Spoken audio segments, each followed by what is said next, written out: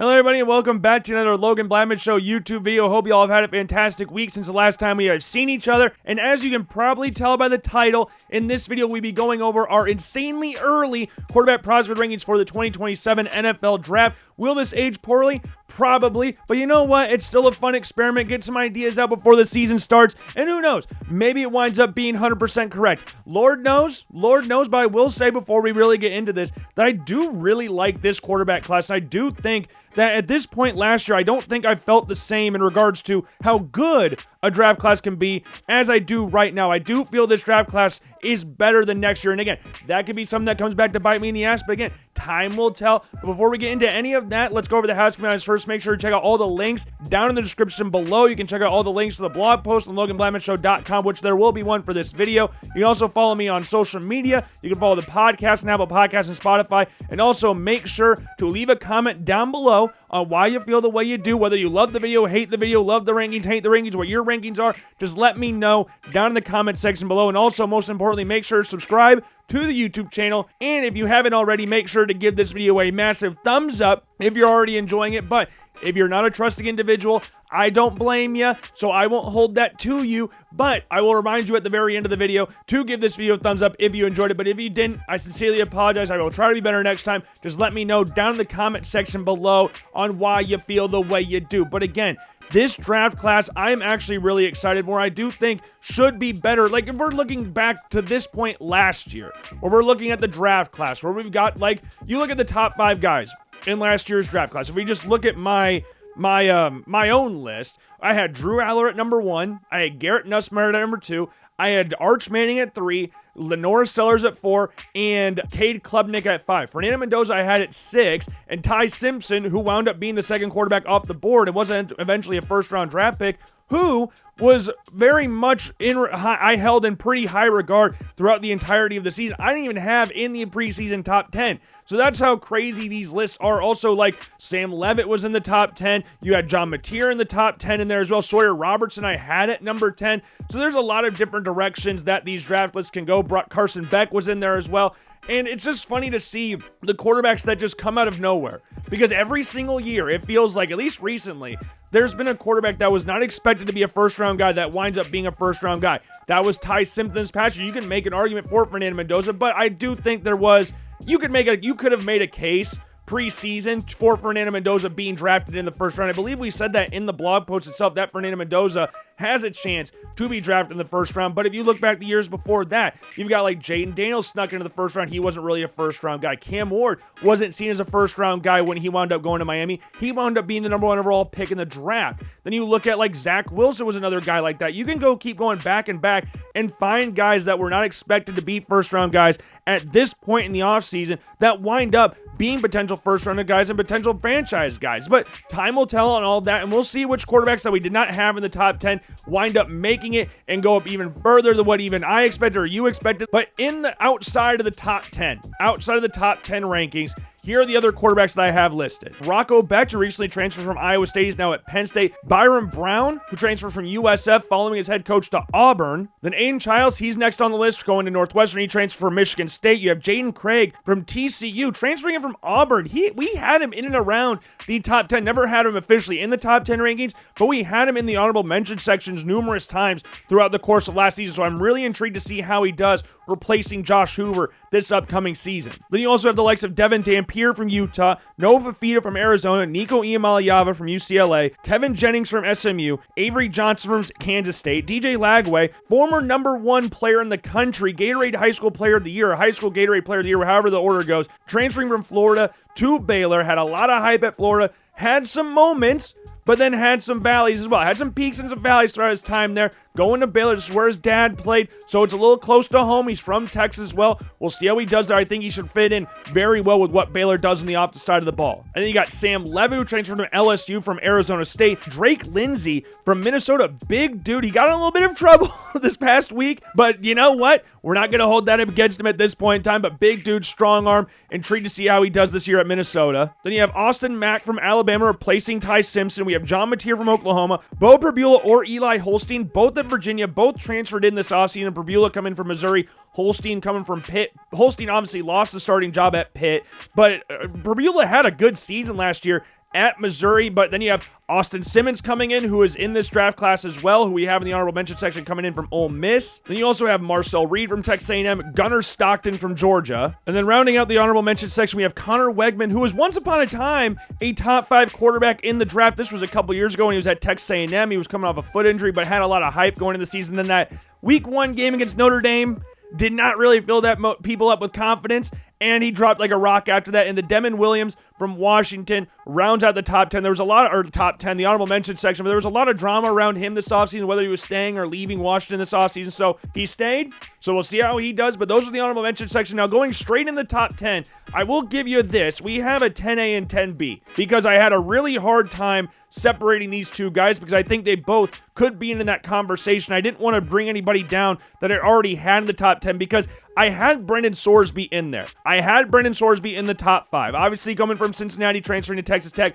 But with all the stuff that's gone on with the gambling situation, with him entering in rehab, with his college football future being in jeopardy, with him potentially having to go to the supplemental draft, and as someone from the state of Iowa who saw the University of Iowa and Iowa State get absolutely shafted by a gambling probe a few years ago, I'm of the belief that Brendan Sorsby should not play college football again. Regardless if you think that's a harsh reality or you think that's fair or not fair or whatever, you can't do this to the two universities in the state of Iowa and then just not carry that on when this is a way worse situation to find yourselves in. I think Brendan Sorsby is insanely talented and would have been a potential first-round draft pick had he been able to come out this year. But I think, again, with this whole situation going on, I just think that there's a reality where he doesn't play college football again. Whether, again, that's fair or not, that remains to be seen, but if he enters the supplemental draft, that'll be something that will give the supplemental draft some hype that we haven't had in quite a long time. So might as well do that. But he could have been a potential second-round pick had he come out this year, but transferred down to Texas Tech, and obviously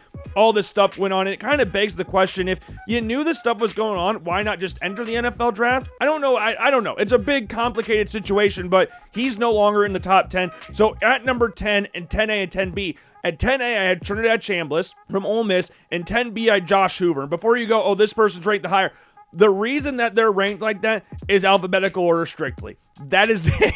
Trinidad Chambliss. C comes before H in the alphabet, but starting with Hoover, and we'll go with the opposite order here because I have him at 10B, so we're working our way up here, I guess. But at 10B is Josh Hoover. He transferred to Indiana this offseason. He's going to be insanely fun to watch with Indiana. Obviously at TCU, had some moments where he looked really, really good. Looked like one of the best quarterbacks in the draft class. We had him in and around the top 10. I think we had him as high as 8 or 9 throughout the course of the season last year. But the problem is the turnovers. He had a massive turnover problem towards the back half of last season. Even so, Sonny Dykes went out of his way to call him out, which was not necessary in the slightest. I think he's just a little bitter that he wound up leaving. But again, we'll see how Jaden Craig does down there. And Kurt Cignetti, being the head coach that he is, backed up his new quarterback, saying that he's going to have a better running game. He's going to have better weapons. He's going to have a better defense. Quarterback's best friends are a good running game and a solid defense, which is what Indiana has, which is something that TCU never had. And yes, Eric McAllister and Josh Hoover have a great relationship down at TCU. But with Charlie Becker already there, with Nick Marshner, yes, losing Omar Cooper and Elijah Surratt is not going to be easy, but having guys in place like Marsh, who transferred in from Michigan State, and Charlie Becker is going to be awesome. And Josh Hoover might not be the most physically imposing quarterback out there. He's about 6'2", about 200 pounds or something like that. He's a decent mover. He's got a live arm, is not afraid to push the ball down the field, which we saw last year with the interceptions that he had in that back half. Now, he did have a really good game to end the season against Cincinnati where he threw 4 touchdowns, had no interceptions. But at games like against Iowa State and BYU and Houston, with those latter 2 games being on the road, he threw 7 interceptions and registered only 3 touchdowns in those games. And so those are some of the toughest games that TCU faced last season. So how will he do going to Indiana? I have him at 10B. I think he could be a lot higher than this when everything's said and done because we've seen what Kurt Cignetti, has done with quarterbacks. We saw what he did with Curtis Rourke. We see what he did with Fernando Mendoza last season. I'm not sitting here saying that Josh Hoover is going to be able to fill the shoes left by Fernando Mendoza. That's a damn near impossible task. I mean, dude won a national championship, Big Ten title, Heisman Trophy, was the number 1 overall pick in the draft. I don't know if Josh Hoover is going to fill the shoes to that extent, but I think Josh Hoover is good enough to make people less stressed about losing a guy like Fernando Mendoza. So he comes in at 10B. Just need the interceptions to dial down a little bit, which I think they will at Indiana because there's going to be a lot less on his plate than there was at TCU, given the fact that they have a better running game and a better defense and better overall weapons around him and a better head coach in Kurt Cignetti. But going to 10A, Trinidad Chambliss. Everybody knows the story. Transfer from Ferris State, two-time national champion. Obviously was a one-time national champion as a starter, but he did win two. He did win 2 times. Like Jimmy Garoppolo's a multiple-time Super Bowl champion. He did technically win a couple Super Bowls here. But he was also a finalist for the D2 Heisman as well. Didn't end up winning that trophy, but was a finalist there. Transferred to Ole Miss with the idea that he's going to be the backup to Austin Simmons, who looked pretty solid in replacement of Jackson Dart his first year there. And left-handed quarterback, awkward stuff. But then you look at the Week 1 game. He didn't have the greatest game of all time. Then he gets hurt against Kentucky, ankle injury. Trinidad Chambliss comes in, starts the next game against Arkansas, gets them the win, keeps the starting job the rest of the season, winds up with missing the first 2 games of the season, or not starting the first 2 games of the season, finishes 3rd in the nation in passing yards, registers 22 passing touchdowns, has 3 interceptions, very smart with where he throws the ball. He's also a great athlete as well. He's one of the hardest people to track down in the backfield, to keep contained in the backfield. He had about 500-something rushing yards this past season, and he's a gamer. He's a gamer. He grows with the game. You look at games against Georgia. You look at games against Miami in the college football playoff. These are games where he was dragging them to throughout portions of that game. The problems that Trinidad Chambliss will face going into this season is his size. He's the smallest quarterback out of the top 10 guys we have here. He's listed at 6 foot, about 205. That's Ole Miss's official website. The other thing that doesn't really help him, he's very raw. His footwork's not all the way there yet. And I do think that there's going to be some conversation about whether he should have gone pro this year, because he was fighting very hard to get another year of eligibility. Will that come back to bite him? Will not leaving to follow Lane Kiffin at LSU, will that come back to bite him? I do like that he was loyal to the soil and stayed at Ole Miss with Pete Golding there,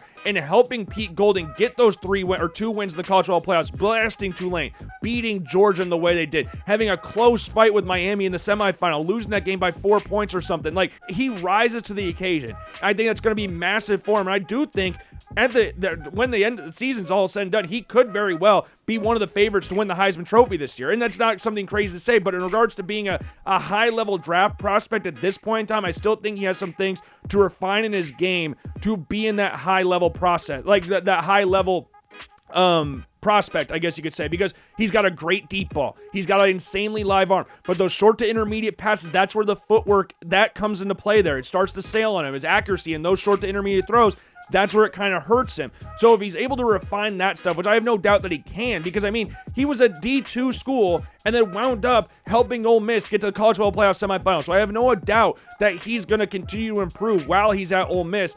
It's just there's some things right now that I can't put him much higher than 10, but I wouldn't be surprised when it's all said and done, because of how electric of an athlete that he is, that he goes up even higher than this. But number 9, I have Lenore Sellers, and Lenore Sellers is a guy that everybody wants to be really, really good. The idea of Lenore Sellers is better than the Lenore Sellers that we saw this past season. His first year at South Carolina, his first year as a starter at South Carolina, he was awesome, and he built up so much hype going into the next season. I mean, 6'3", 240 pounds, 19 years old at this point last year. Like, he's the guy that you look at and go, that's what we want in the NFL at the quarterback. A lot of people said that this could be a guy that goes first overall in the draft. I was one of the people that thought that could happen. There was times where he was pushing up that number 1 ranking in the beginning portion of the season. Games against Missouri, he looked awesome last year. But if you look around him at South Carolina, he was not surrounded with the best stuff. The run game wasn't really there. The offensive line, and that's the big reason why, is because the offensive line was not very good. There were times last year where he'd get the ball from center,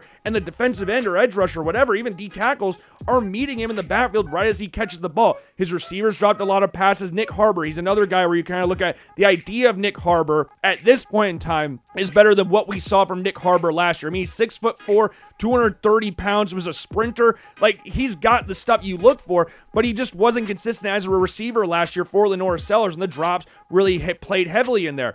And with the drops, with the lack of running game and the help along the offensive line, Lenore Sellers tried to force the issue a little bit. So, like, you look at games against Alabama, there was a moment in that game where I think they were in a 4th and long situation, and instead of just chucking it down the field, and this is the end of the game, instead of chucking it down the field and just hoping something happens, he tries to pick it up with his legs and doesn't even get anywhere close. I don't even know if he got back to the line of scrimmage on that play. So it's all about refining that and not trying to do way too much, playing within himself, because that's where it leads to fumbles. He's got a little bit of a fumbling issue. We saw that in the game against Alabama as well. But if he's able to refine that and continue to refine himself as a passer and not try to do too much. Because if you do too much, sometimes that will lead to turnovers. There's a lot of people, including myself, thinking that he should have entered the transfer portal this last year because South Carolina wasn't really building around him like they should. So the fact that he stayed there, I like the loyalty. Lord knows what they paid him in NIL stuff, but if he's able to develop, he can be back in that first round conversation. But I'm going to play it a little more safe this time around than I did last year. And at number 8, this is a little different than Lenore Selge. Lenore Selge, again, 6'3", 240 pounds, rocket arm, great athlete, big body. Like that, he's the prototype of what we want at the NFL, the next level we want to see at the NFL. Julian Sayin is not necessarily that. Julian Sayin is 6'1", listed at 6'1". He listed also 208 pounds. He's got a good arm. Nothing fantastic. He's not a great athlete. He doesn't extend a lot of plays with his legs, but in a situation like Ohio State, you don't really have to. The thing is with Julian Sayin, for all the doubters that he has, and you can even include me in one of these doubters here because I have him so low, is the fact that he's so damn accurate. He is the most accurate quarterback in this draft class, bar none. Like, if you look at Ohio State last year, I know a lot of people didn't watch Ohio State last year because they didn't really play a murderer's row schedule. I think a lot of people, at least the ones that I've talked to, watch the first game against Texas, the next Ohio State game they would watch was the last game against Michigan. That was it. Nothing really happened in the middle to a lot of people out there. Yes, they played Illinois, Wisconsin. They did play some good teams in there. Penn State, obviously, that game wasn't as hyped as it was preseason because of how bad Penn State was at that point in time.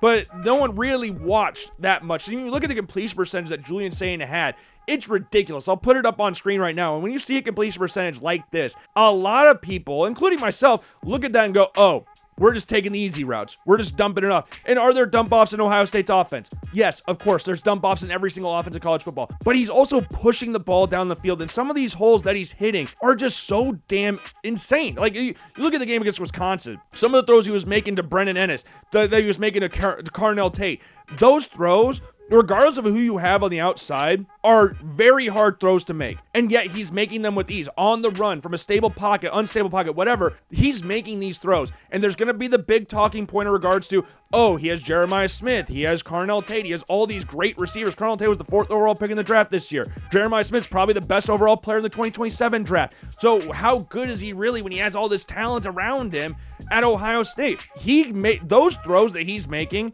are throws that not a lot of other quarterbacks can make. But again, there's physical limitations in that as well. Again, he's not the biggest guy. He's not going to extend a lot of plays. When you're a smaller quarterback like that, you need to be able to extend plays, or not need to, but teams will want you to extend plays at the next level. Now, he's going to be in and around that first round conversation because his numbers will be really good this year. There's no doubting that conversation, but maybe he slips in the second round because of his size. I don't know. I might be a little low on Julian Sayin right now because I do think he's very good. I do think he deserved a chance to go to New York for the Heisman Trophy ceremony. I'm not sitting here saying he should have won it or anything, but I thought his play did warrant that. And you can make he's not the best player on his own team. I get that. But he is so insanely accurate. He's so insanely accurate. I teetered with him putting him at number 5. Like, not much higher than 5, but I've teetered around him being number 5. I just think the dude, I don't know.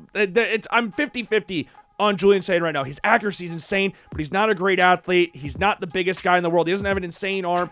It's just, maybe we're battling with semantics here. I don't know. But I got him at number 8. Could have him higher, but he's at 8. At number 7, I have Darian Mensah, transferred down from Duke to Miami this past offseason, replacing Carson Beck. Miami's just got a conveyor belt of quarterbacks coming through the transfer portal. Same thing with Indiana. Like, they had Curtis Rourke coming in, Fernando Mendoza, Josh Hoover. It was Cam Ward, Carson Beck, and now we got Darian Mensah. And there was a big situation going on with Darian Mensah and Duke in regards to him leaving there or not, but this isn't the first time he's transferred. Remember, he transferred from Tulane to Duke, put up really good numbers while at Tulane as a freshman, transferred to Duke, taking over from Malik Murphy there in an offense that was pretty, blasé, I guess you could say. And Darian Mensah finished second in the nation in passing yards this year. 34 touchdowns, 6 interceptions. He's got good size. He's 6'3", about 210 pounds. He's 21 years old as well, so he's got a good age profile in there as well. He doesn't have an absolute howitzer for an arm, but I would say he has a better arm than Julian Sayin. He works the sidelines very, very well. He puts really good touch on his deep balls, and he's not afraid to stand in the pocket and take a hit. Now, that being said, I do think his eyes need to get a little quicker in there, because of his 6 interceptions, I would say most of them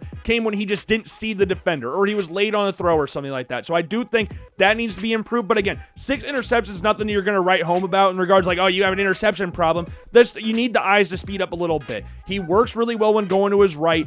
I do think he's a better athlete than Sand. So, and I think his rushing numbers, I'll put them on the screen, they're not indicative of what his athleticism actually is. And I hate that in college football, rushing statistics, sacks go against rushing numbers for quarterbacks. I think that's one of the dumbest things in college football. The NFL doesn't do that. Why do we have to do that in college football? And you could go like, oh, well, you have 1 foot in college. Why do you have to have 2 feet in the air? Whatever. And it's not the point. Regardless, I do think it's stupid that they count rushing number or sacks against rushing totals for quarterbacks. But Darian Mensah, I do think I think he's better than Carson Beck. I think he's a better quarterback than Carson Beck. So I am intrigued to see how like him and Malachi Toney do this upcoming season in Miami. And I do think Darian Mensah has a chance. I don't know what the chance is right now of being a first-round guy. I'll stick him in the second round right now. I think him and Sane around that same level. I think Mensah's a better athlete. I think he's got better size. I do think he's got a better arm. I think Sane's more accurate. But I am going to put Darian Mensah above him, but you could flip-flop them if you feel necessary. And then number 6, I have Jaden Maiava from USC, one of my favorite quarterbacks in college football this past season.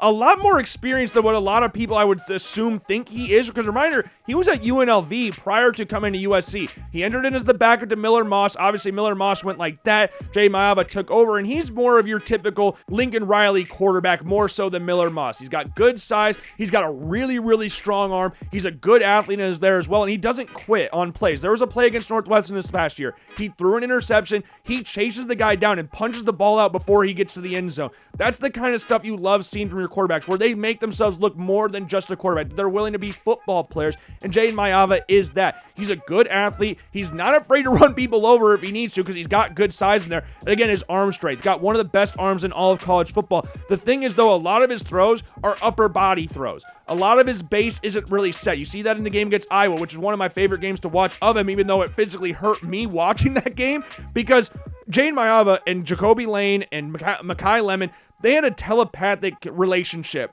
this past season. Jaden Maiava has complete faith in his wide receivers to go make plays. He puts the ball in an area and says, hey, go and get that, and they will go and get it. And Mekhi Lemon against Zach Lutmer last year, doesn't matter if he's dragging all over him, he's going to go up and make the catch. His sideline throws are really good. He's not afraid to push the ball down the middle of the field. He can get a little too aggressive at times. He had 10 interceptions, and there's times, again, we talk about the big arm. This is a problem you get with a lot of big arm quarterbacks, is that they think they can make every single throw in the field. Regardless of how realistic that is, they think they can make every single throw in the football field. So, with that, there's a lot of times he's just hucking it down the field, and it winds up being intercepted, or some unnecessary interceptions. There's one against Michigan. There's a couple against Notre Dame that are not necessarily you would call necessary interceptions. If any interception is necessary, that's beside the point. But regardless, if you have a big arm like that, you are going to be prone to do that, because I've got the biggest arm in the world. I'm ripping it in there. But again, a lot of it's upper body. So his footwork's going to need to be improved. His aggressiveness overall will need to be improved. I'm not saying take that out completely, because that's what's gotten him to this point.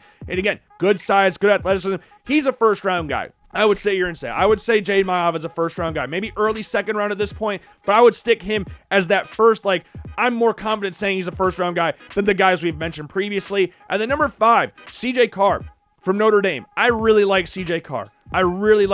From a mechanic standpoint, he's got some of the best mechanics that we've seen up to this point out of all the quarterbacks we've mentioned here. He's got good size as well. And again, we talk about rushing numbers. His rushing numbers are a whole hell of a lot better than what his stats say. He's got so much better athleticism than that. They had some quarterback draw plays with him this past year. The thing is, though, I didn't mention this with Jaden Maiava before, but you got Jeremiah Love, Jadarian Price leaving. His top 2 receivers, Eli Raridan at tight end, is also leaving. Malachi Fields also leaving. For Jaden Maiava, Mekhi Lemon, Jacoby Lane, both leaving. So how are we going to see Tanuk Hines? I'm excited to see how their relationship goes this year at USC. But in regards to CJ Carr, having your top 2 guys out wide leave, I know one was a tight end, but even Will Pauling, he left as well. So you've got your top 3 receivers gone, including Eli Raridan, and Jeremiah Love, who was one of the best players in all of college football, and Jadarian Price, who could have started for almost every other college football team in the country and was a first-round draft pick this past year.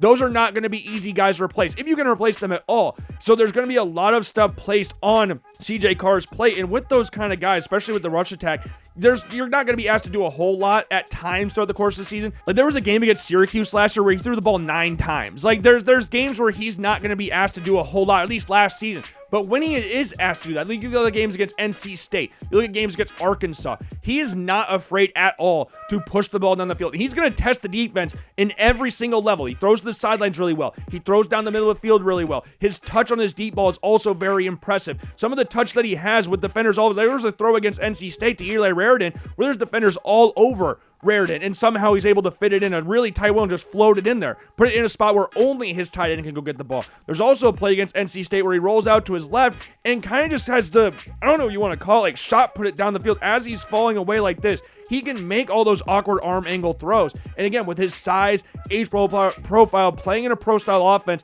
it's just going to be a lot to see how he does with the likes of the people that we have gone, that we mentioned before gone, like Love, Price, Raridan, Fields, Pauling, like all these guys gone. How is he going to perform? I think he's going to perform well. I think he'd go even higher than this. I had him at 4 for portions of this. You could put him at 3 if you really wanted to. He could be a guy that winds up being a top 10 pick when it's all said and done. I really like CJ Carr. And if Notre Dame's up to it, if they're up to playing a bowl game this year, then I think he could be a big reason for that. But number 4 on this list is another CJ in the form of CJ Bailey from NC State. One of the more raw quarterback prospects in this draft class. It is kind of interesting, though, saying that because he has a good amount of starts to his name, comparatively to Ty Simpson, who had 15 at the time he went to the NFL. CJ Bailey's been starting at NC State since he was a true freshman. Grayson McCall, if you remember him from the Coastal Carolina days, he transferred into NC State, got hurt early on in the season, and CJ Bailey came in and just took the job and just ran with it. Literally, like, he's a great athlete. He's got great size, 6'6". He's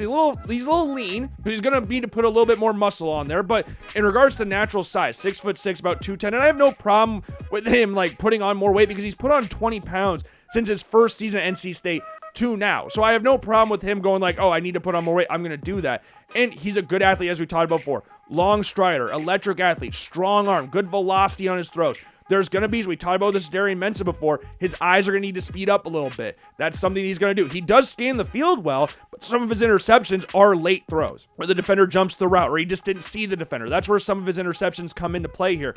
And I do think this is also very interesting for a guy who's as athletically gifted as he is, who's someone who can make the defense pay with his legs. He's not looking to run first. Like, there was a play against Georgia Tech, and it's 3rd and long, and you've seen, so we talked about Lenore Sellers at the Alabama game. He rolls out, he escapes the pocket, rolls out to his right. He has space to run, but instead of doing that, he hucks it downfield and hits a receiver for about a 50-yard gain. Like, that's what you want to see. Like, yes, I have open space in front of me, but I want to push the ball down the field with my arm because I have the arm talent to do that. There's going to be some questions about his footwork as well. His deep ball is really good. That intermediate stuff's going to need improved on, but he does have good touch on those shorter passes as well. So I do think there's a lot to love about CJ Bailey's game, and maybe this is a little high for him at this point in time, but I do think given the physical tool sets that he possesses in regards to height, size, speed, arm talent, there's no reason why he shouldn't be considered a top 5 quarterback in next year's draft class. If you want to have him at like 6 or something, that's fine, and have like CJ Carr above him, because I did alternate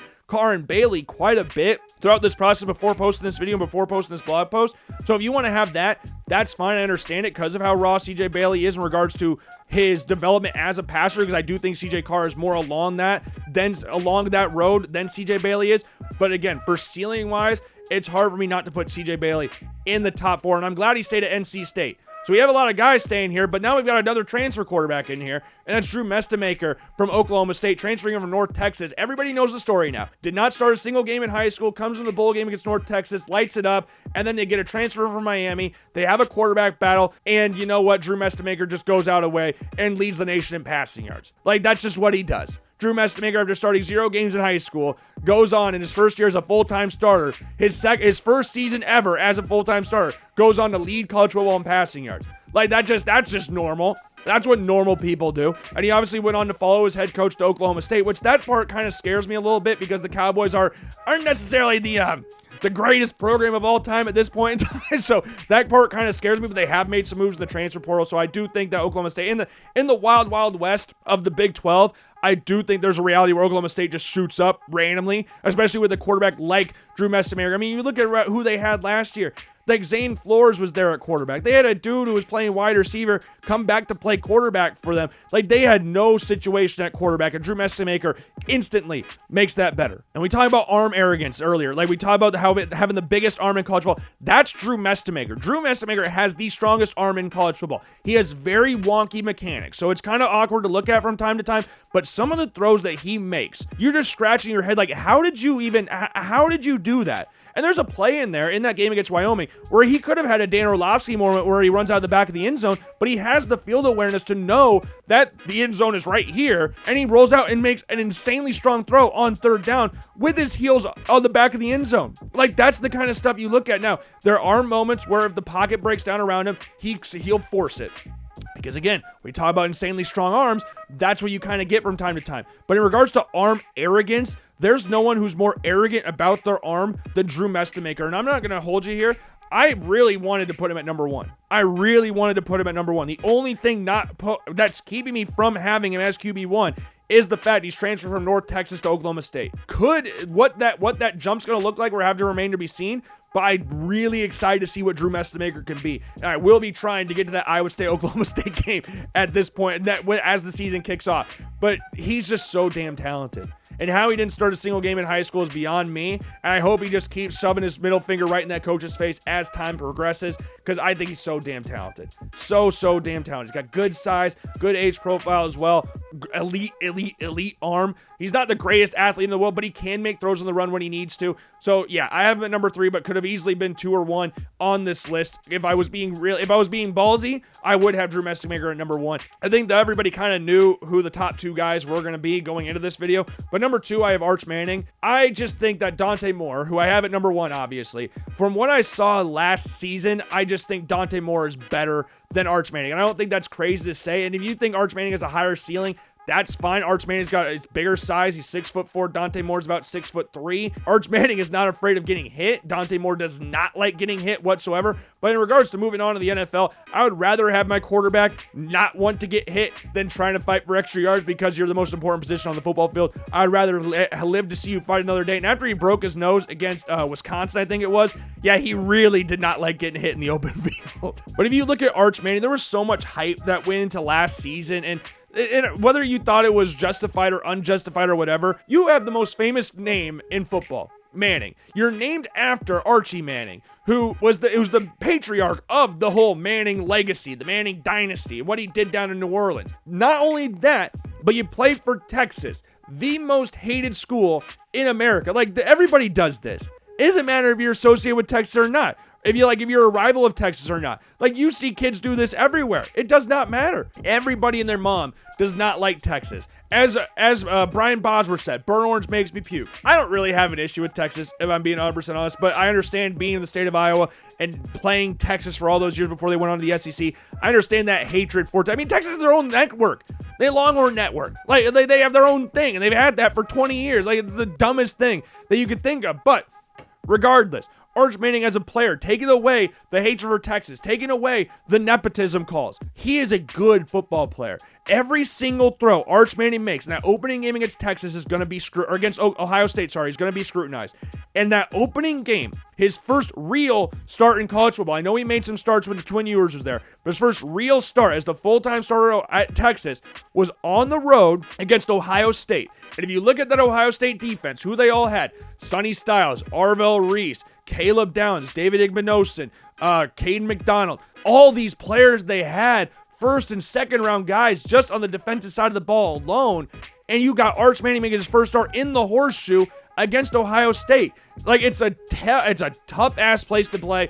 Texas obviously lost that game. His next couple of games were not the greatest following that, and they weren't against any world beaters there, so people started going UFL calls, Canadian football calls for Arch Manning. But as the season went on, and Texas dropped out of the top 25 after losing to Florida, the attention for Arch, then the scrutiny of Arch kind of died a little bit, and we saw the best version of Arch. Arch Manning got better as the season progressed. And you look at the game against Mississippi State, he had a really good game against Mississippi State. And that one, I know it's against Mississippi State. I know they're not a good football team. But going on the road to Starkville, losing the game by double digits to go back to winning it in overtime, and I know he didn't throw the game-winning touchdown in overtime because he got hurt the play before, but regardless of that, the throws he was making in that game were damn impressive. The plays he's able to extend with his legs is damn impressive, where he's rolling out to his left, backpedaling, and just hucks it down the field. Now, I do think his arm talent is, though I think his arm talent's really, really good, I don't think he throws the best deep ball, if that makes sense. A lot of his deep balls the receivers have to come back to, and whether you think that's arm strength or timing or whatever,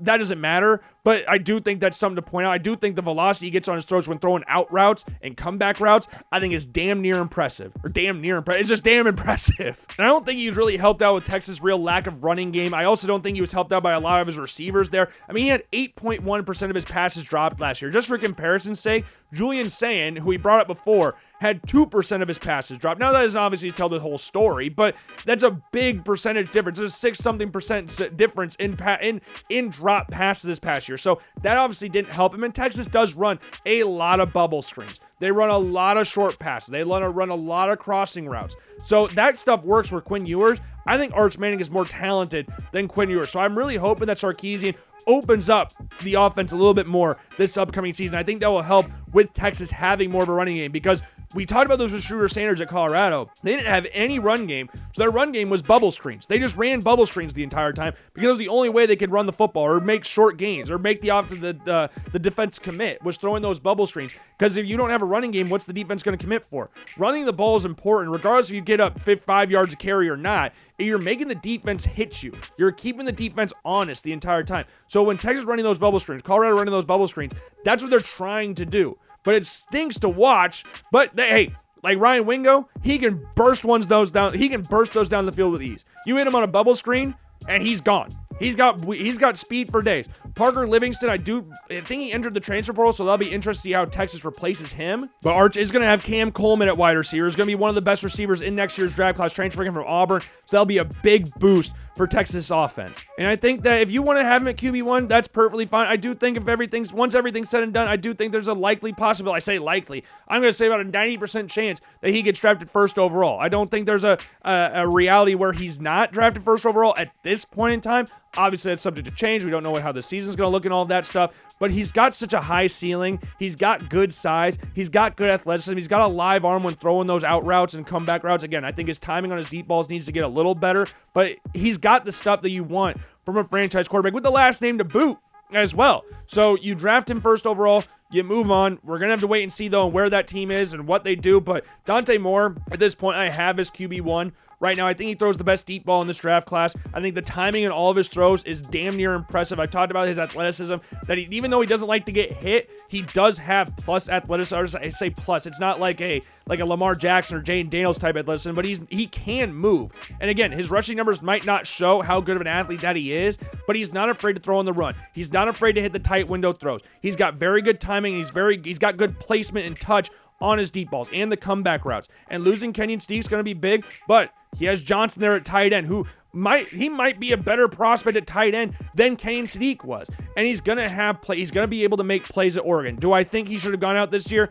Probably, but I do like the idea that he's going back to school because he wants to gain more experience, and I do think that he would have been the second overall pick this year. I have a hard time thinking at this point that he's going to be the number one overall pick in the draft, so maybe the second overall pick this year, but hey, we're going to have to wait and see. And I do think there's going to be cause some concern for like the quick reads in Oregon's offense, a lot of it's first read stuff, but you get that a lot in college football at this point in time. I think what's impressive about Dante Moore, though, is the touch, timing, and placement on all of his throws. He's not afraid to put it on the line. Like deep balls, you see a lot of quarterbacks loft them. He's not afraid to just rip it down the field, and they'll pick up a 50-yard gain in the process. I think Dante Moore is insanely talented, and I'm so excited to see what he can do and build off of what we saw last year. There were portions of last year where you could say he was QB1 in this year's draft class. So we'll see what he does overall this year. And I think Oregon's going to be a damn good football team again. So that is my top 10 quarterback rankings for the 2027 NFL draft class. Insanely early quarterback prospect rankings for the 2027 NFL draft. And just as a recap of that, at 10A and 10B, we have Trinidad Shambles at 10A, Josh Hoover at 10B. At 9, we have Lenore Sellers. 8, Julian Sane, who could be higher than that. Number 7, I have Darian Mensah from Miami. At number 6, I have Jade Mayava from USC. Number 5, CJ Carr. Number 4, CJ Bailey. We got the CJs back-to-back. Then Drew Mestamaker at number 3, Arch Manning at 2, and Dante Moore at number 1. Who? And if I was looking at like the top 15 guys, I would list like Nico Iamaleava in there. Sam Levitt, I'm excited to see what he can do with Lane Kiffin at LSU. I know he didn't have the greatest season last time out at Arizona State, obviously ended with injury. John Mateer, he was a guy who was the Heisman favorite early on last season, then got hurt, and then rushed back against Texas, had a really bad game against Texas, and just never was able to really recover from that. And Oklahoma's offense was kind of maligned because of that. But I think John Mateer is insanely talented. I'm just intrigued to see how he's able to bounce back from last season. We talked about Drake Lindsey before as well. I think is another guy that could be in that around that conversation as well. But those would be my other guys that I would mention or give honorable mentions to at this point in time. But yeah, I do hope you enjoyed the prospect rankings. Again, the blog post will be down in the description. Also, check out all the other links to social media, podcasts, all that different stuff down there. Leave a comment down below on if you love the rankings, hate the rankings, whatever you feel, just let me know down in the comment section below. But most importantly, make sure to subscribe to the YouTube channel and give this video a thumbs up if you enjoyed it. If you did not, I sincerely apologize. Try to be better next time. I've been Logan Blackman, the self-proclaimed draft expert, and I will see you guys later. Peace.